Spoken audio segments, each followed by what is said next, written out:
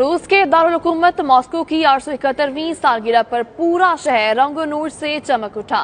बच्चे, बूढ़े, जवान सभी मॉस्को डे के जश्न से लुत्फानंदोज होते रहे। मजीद तफसीलात जानते हैं शाहिद घुम्मन की रिपोर्ट में।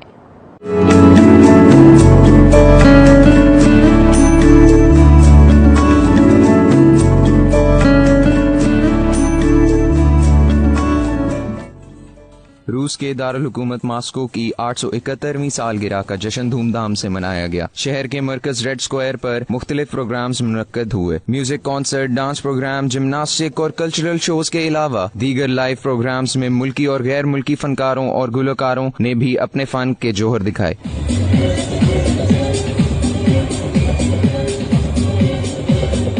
कमसिन बच्चों में शजरकारी का शऊर पैदा करने के लिए इन्हें पौधे लगाने की तरबियत भी दी गई। मॉस्को की सड़कों और मॉस्को डे की सालगिरह के बोर्ड से सजाया गया। साथ ही बरकी कमकमे और रंग बिरंगी रोशनियों ने शहर की खूबसूरती को चार चांद लगा दिए।